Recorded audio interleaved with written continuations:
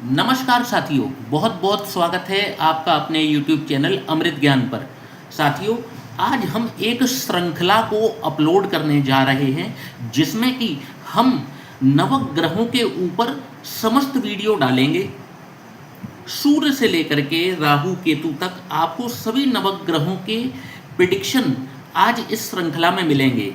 इस श्रृंखला का जो पहला वीडियो है वो है सूर्य देव के ऊपर। तो आइए इस पहले वीडियो की शुरुआत करें और जानें कि कुंडली में सूर्य का क्या महत्व है और कुंडली के समस्त 12 भावों में सूर्य देव विराजमान होकर के किस प्रकार का परिणाम प्रदान करते हैं। साथियों, आपकी चाहे कोई भी लग्न हो, कोई भी राशि हो, कोई फर्क नहीं पड़ता। आप बस अपनी जन्म पत्रिका को उठा लीजिए और देखिए कि आपके सूर्य देव किस भाव में विराजमान हैं। तो आज हम जो गणना करेंगे, प्रेडिक्शन जो करेंगे, वो भाव के आधार पर करेंगे और निश्चित रूप से हमारे द्वारा बताए हुए फल कथन आपसे भी मैचिंग करते हुए मिलेंगे। कमेंट बॉक्स में आकर के हमें जरूर बताइएगा, इससे हमारा भी उत्साहवर्धन होता है और हम अपने शोध को और गहराइयों तक ले जाना चाहते हैं। साथियों, सूर्य मेष राशि के 10 अंश पर उच्च के हो जाते हैं और तुला राशि के 10 अंश पर ये नीच के हो जाते हैं। मंगल, गुरु, चंद्रमा, बुध से ये मित्र भाव रखते हैं। जब भी इनके साथ दृष्टि संबंध बनाते हैं या युति करके बैठते हैं, बहुत अच्छे परिणाम प्रदान करते हैं। और शनिदेव, शुक्रदेव, राहुदेव, केतुदेव के साथ में ये शत्रुता का भाव रखते हैं। पिता, सरकार, सम्मान, आत्मबल, प्रतिष्ठा, शक्ति, ये सभी गुण जो हैं वो सूर्य से ही प्राप्त होते हैं। संसार में ऊर्जा का सबसे बड़ा स्रोत ही सूर्य हैं। सूर्य शक्ति का प्रतीक है। तो साथियों, ये था सूर्य देव के बारे में थोड़ा सा एक इंट्रोडक्शन। अब हम प्रिडिक्शन करेंगे सूर्य देव की कुंडली के समस्त 12 भावों में और स्टार्ट करते हैं हम लग्न भाव से, या फिर यूं कहें कि प्रथम भाव, फर्स्ट हाउस से। जब भी किसी व्यक्ति का सूर्य देव जो हैं वो कुंडली के प्रथम भाव में विराजमान होंगे तो कैसा रिजल्ट देंगे। तो साथियों, जब भी सूर्य देव लग्न भाव में विराजमान होते हैं, जो कि व्यक्ति का व्यक्तित्व है, उसकी पर्सनैलिटी है, तो जब भी सूर्यदेव यहाँ विराजमान होते हैं, ऐसे व्यक्ति का जो शारीरिक गठन है, यानी कि उसके बॉडी का जो स्ट्रक्चर है, शारीरिक जो संरचना है, बहुत ही गठीला बदन ऐसे व्यक्ति का होता है। एक अट्रैक्टिव पर्सनैलिटी का व्यक्ति होता है, उसका जो व्यक्तित्व है बहुत ही आकर्षक होता है। परंतु जब भी यहाँ पर सूर्यदेव बैठते हैं, ऐसे व्यक्ति के अंदर एक नेगेटिव पॉइंट देते हैं और वो नेगेटिव पॉइंट है आलसी बना देते हैं। ऐसे व्यक्ति काम करने में तो बहुत एक्सपर्ट होता है, बहुत ही सलीके से काम करता है, बहुत ही फाइन वे में करता है, परंतु नेगेटिव पॉइंट ये है कि ये काम करना ही नहीं चाहते हैं या आलस्य के कारण ये कई बार जो है आलस्य दिखा देते हैं किसी कार्य को करने में।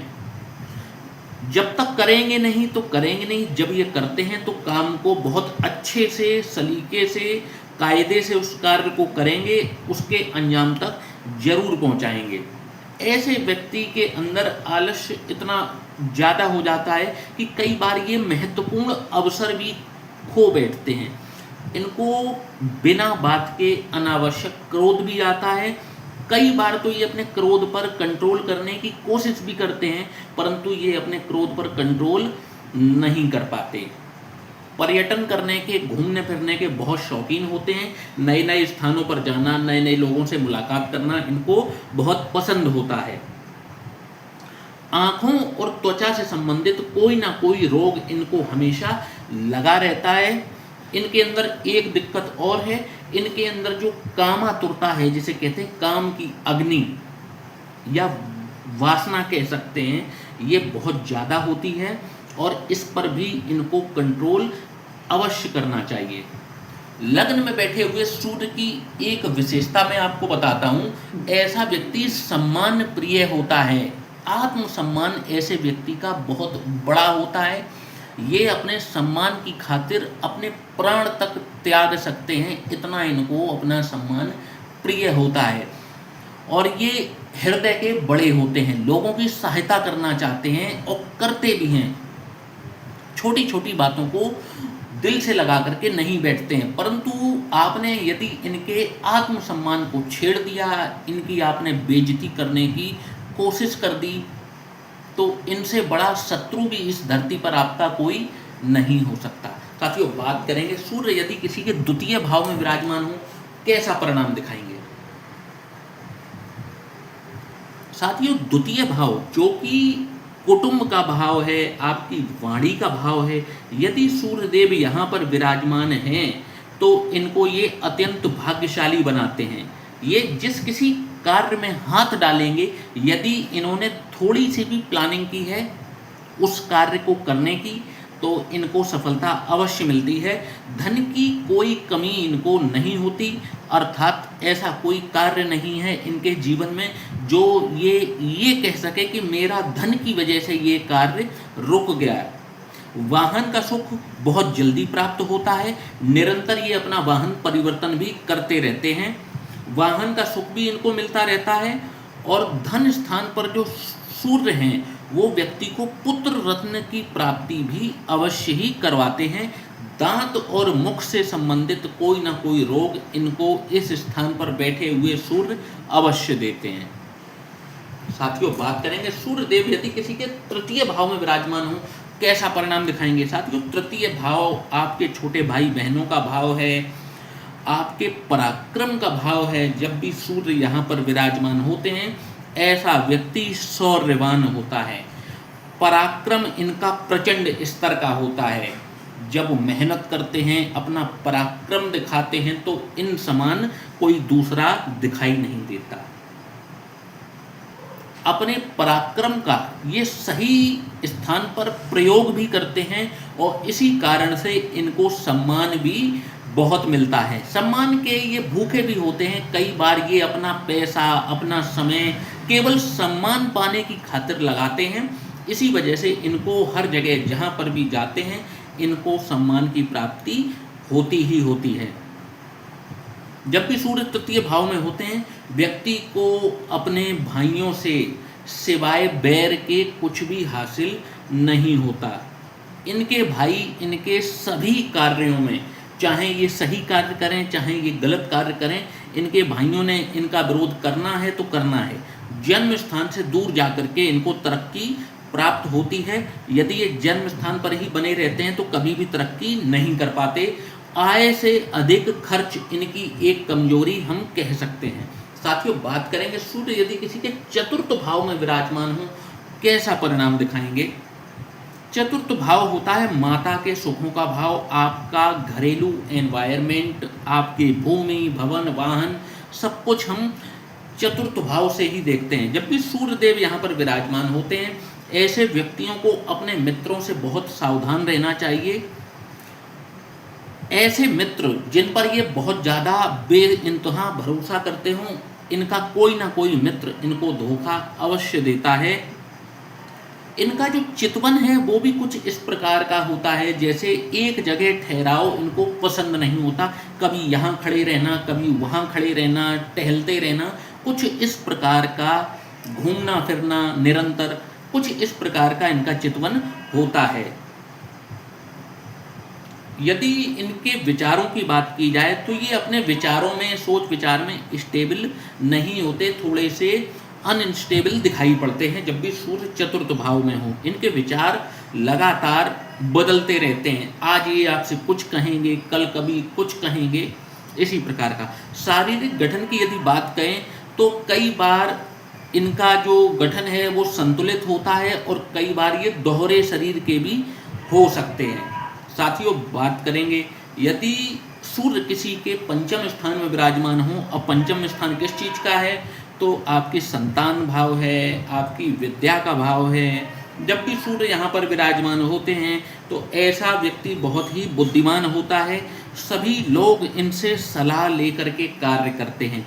विवेक का इस्तेमाल बहुत ही बेहतर, बहुत ही संतुलित ढंग से ये करना जानते हैं। परंतु यहाँ पर बैठे हुए सूर्य इनके हृदय रोग का कारण बन सकते हैं, पक्षाघात का कारण बन सकते हैं। इसीलिए इनको इस पर विशेष ध्यान देना चाहिए। नियमित रूप से व्यायाम को अपने जीवन का हिस्सा बनाना चाहिए। संतान इनको या तो होती नहीं है या फिर देर से होती है। कुंडली मिलान करके इनको विवाह अवश्य करना चाहिए। और इनकी जो मेहनत का फल है वो भी इनको बहुत देरी से प्राप्त होता है। ऐसा नहीं है कि इनको फल नहीं मिलेगा, फल मिलता है, परंतु जीवन में फल इनको देरी से प्राप्त होता है। साथियों, बात करेंगे सूर्य यदि किसी के छठवें भाव में विराजमान हो कैसा परिणाम दिखाएंगे। तो साथियों, जब भी सूर्य किसी व्यक्ति का छठवें भाव में होता है, ऐसे व्यक्ति को एक प्रबल शक्ति प्राप्त होती है। वो प्रबल शक्ति होती है शत्रुओं की पराजय। शत्रु इनके सामने टिक ही नहीं पाते। यदि इनको शत्रुओं का संहारक कह दिया जाए तो किंचित भी अतिशयोक्ति नहीं होती। शत्रु इनके सामने आने से भी घबराते हैं। जब भी ये सामने खड़े होंगे, आप नोटिस करेंगे, यदि आपका सूर्य छठवें भाव में है, आपके शत्रु आपका सामना नहीं कर पाते होंगे, पीछे कदम हटा लेते होंगे। जब भी आपको क्रोध आता होगा, जब भी आपको गुस्सा आती होगी, आपके शत्रु आपसे कोसों दूर दिखाई पड़ते होंगे। ये तो हो गई आपके पराक्रम की बात, आपकी। अब बात करते हैं आजीविका की। तो आजीविका के मामले में ये थोड़े से कंफ्यूजिंग रहते हैं, सही चयन नहीं कर पाते, अध्ययन किसी और विषय का करते हैं, अपनी पढ़ाई लिखाई किसी और विषय पर करेंगे और काम किसी और को चुन लेंगे। कहने का मतलब है अपने पढ़ाई का यूज़ ये अपने कैरियर में नहीं करते हैं, कैरियर को ये अलग तरीके से बनाने वाले होते हैं। सही और गलत का जो निर्णय होता है ये कभी भी ठीक समय पर नहीं ले पाते, हमेशा कंफ्यूजिंग स्टेट में रहेंगे कि कब कौन सा डिसीजन लेना चाहिए, कब कौन सा डिसीजन नहीं लेना चाहिए। इनको हमेशा कंफ्यूजन होती है। इसी वजह से कई बार ये महत्वपूर्ण अवसर भी खो बैठते हैं। साथियों, बात करेंगे सूर्य यदि किसी का सप्तम स्थान में विराजमान है कैसा परिणाम दिखाएंगे। साथियों, रिलेशनशिप का भाव है 7th हाउस। यहाँ पर सौम्य प्लेनेट तो अच्छे रिजल्ट करते हैं, परंतु सूर्य जो हैं वो पापी ग्रहों में आते हैं। सूर्य जब भी सप्तम स्थान में विराजमान होते हैं, इनके अंदर एक चिड़चिड़ापन आ जाता है, क्योंकि इनको किसी न किसी प्रकार की कोई ना कोई व्याधि लगी रहती है, परेशानी लगी रहती है, बीमारी लगी रहती है, शरीर परेशान रहता है इनका। इस वजह से इनके व्यक्तित्व में एक आ जाता है चिड़चिड़ापन, और कहीं ना कहीं ये चिड़चिड़ापन इनके दाम्पत्य जीवन में कलेश का कारण भी बनता है। एक्स्ट्रा मैरिटल अफेयर सप्तम भाव में सूर्य के होते हुए जरूर होता है। साथियों, बात करेंगे सूर्य यदि किसी के अष्टम भाव में हो तो कैसा परिणाम दिखाएंगे। अष्टम भाव आयु का भाव है। जब भी यहाँ पर सूर्य विराजमान होते हैं, ऐसे व्यक्ति को जीवन में मान हानि का सामना जरूर करना पड़ता है। कई बार इनकी जीवन में बेइज्जती होती है, सार्वजनिक रूप से भी हो सकती है, घर में भी हो सकती है, जीवन साथी के द्वारा भी हो सकती है। बहरहाल इनके आत्मसम्मान को पग पग पर चोट पहुंचती है। इनको कई बार बेइज्जती का सामना करना पड़ सकता है। अष्टम भाव का सूर्य कई बार पिता की आयु के लिए या पिता के व्यापार के लिए, इन दोनों में से आप चीज नोट करना। अष्टम भाव में यदि सूर्य विराजमान है, या तो पिता की आयु कम रही होगी, यदि आयु ठीक है तो पिता का जीवन संघर्षपूर्ण रहा होगा। आप देखिएगा और बताइएगा कमेंट बॉक्स में आकर के। अष्टम भाव का सूर्य यहाँ पर ये दिक्कत भी देता है। इनके जीवन में भी अस्थिरता बनी रहती है, कभी पैसा खूब आ गया, कभी बिल्कुल नहीं आया, तो मतलब एक फ्लक्चुएशन जिसे कहते हैं वो इनको जिंदगी में बहुत देखनी पड़ती है।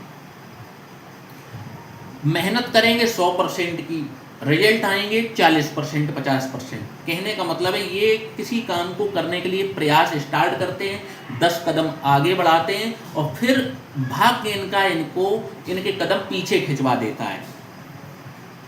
कार्यस्थल पर भी जहाँ पर ये काम करते हैं, कई बार इनको बेइज्जती सहनी पड़ सकती है। मायके और ससुराल दोनों ही पक्ष इनको कभी भी मदद नहीं करते, इनको सारे कार्य स्वयं अपने बलबूते पर करने पड़ते हैं। साथियों, बात करेंगे सूर्य यदि किसी का भाग्य स्थान पर विराजमान हो कैसे रिजल्ट करेंगे। भाग्य भाव में जब भी सूर्यदेव विराजमान होते हैं, ऐसे व्यक्ति को हर कार्य कुशलता प्राप्त होती है। कहने का मतलब है, ऐसा व्यक्ति कोई भी कार्य करे आपको लगेगा कि अरे ये व्यक्ति तो इसी कार्य को करने के लिए बना है। इतने परफेक्शनिस्ट होते हैं, इतने स्किल्ड होते हैं। जब भी सूर्य नवम भाव में हो, व्यक्ति को मल्टी टैलेंटेड बना देते हैं। ऐसा व्यक्ति जो भी कार्य अपने हाथ में लेता है उसको पूरा करके ही छोड़ता है, परंतु अपनी इस कार्य कुशलता का, अपनी इस स्किल का ये गलत प्रयोग करते हैं, जिसके लिए इनको बाद में पछताना पड़ता है। यहाँ पर बैठे हुए सूर्य इनको मैरिटल लाइफ में भी परेशान करते हैं। इनकी मैरिटल लाइफ को डैमेज होते हुए देखा जाता है जब भी सूर्य नवम भाव में हो। साथियों, बात करेंगे दशम स्थान की, जो कि सूर्य का फेवरेट स्थान है, कर्म स्थान है, आपके कैरियर का स्थान है। जब भी दशम भाव में सूर्य होते हैं, ऐसे व्यक्ति का जो जन्म है वो दोपहर में होता है। दोपहर मतलब मध्य में, लगभग 11:30 बजे से 1 बजे, पौने 1 बजे के बीच में ऐसे व्यक्ति का जन्म होता है।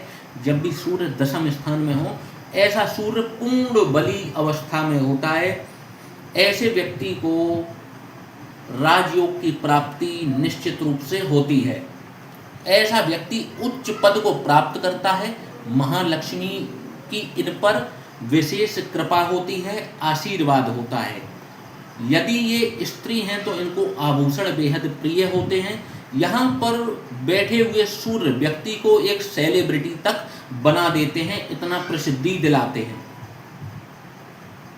साथियों, बात करेंगे सूर्य जब भी एकादश भाव में हो तो कैसा परिणाम दिखाएंगे। साथियों, एकादश भाव है लाभ का भाव। जब भी सूर्य यहाँ पर विराजमान होते हैं, ऐसा व्यक्ति कला का बहुत बड़ा प्रेमी होता है, बहुत बड़ा कद्रदान होता है। हालांकि इनको संतान से संबंधित चिंता सदैव बनी रहती है और एक प्रचंड राजयोग यहाँ पर घटित होते हुए देखा गया है और उसका लाभ इनको सूर्य की दशा में अवश्य ही मिलता है। साथियों, बात करेंगे 12वें भाव की। जब भी किसी व्यक्ति के 12वें भाव में सूर्य विराजमान होते हैं, ऐसा व्यक्ति को आंखों से संबंधित कोई ना कोई रोग जरूर मिलता है। ऐसे व्यक्तियों के अंदर कामातुरता भी जरूरत से ज़्यादा होती है। जब तक ये अपनी काम वासना पर कंट्रोल नहीं करते, ये जीवन में कभी भी सफल नहीं हो सकते। यात्राओं से इनको सदैव कष्ट ही मिलता है। जब भी ये यात्रा करेंगे, किसी न किसी प्रकार का कष्ट इनको इनकी यात्रा में जरूर मिलता है, इसलिए संभल करके इनको यात्रा करनी चाहिए। जब भी सूर्य 12वें भाव में विराजमान होता है, ऐसे व्यक्ति के पिता को भी किसी न किसी प्रकार की या तो बीमारी से संबंधित परेशानी रहती है या पिता का जीवन संघर्षपूर्ण हो जाता है जब भी द्वादश भाव में सूर्य विराजमान होते हैं। साथियों, आशा करता हूं कि आपको ये श्रृंखला का पहला वीडियो पसंद आया होगा। इससे बाद के वीडियो देखने के लिए आप हमारे चैनल को सब्सक्राइब करिए। आपको ये पूरी श्रृंखला एक साथ अपलोडेड मिलेगी। और अगले वीडियो में हम बात करेंगे चंद्रदेव की, कि चंद्रदेव कुंडली के विभिन्न 12 भावों में विराजमान हो करके कैसा परिणाम प्रदान करते हैं। साथियों, यदि आप भी अपनी कुंडली का विश्लेषण करवाना चाहते हैं, नीचे दिए हुए इस व्हाट्सएप नंबर पर आप हमसे संपर्क कर सकते हैं। जय श्री राम।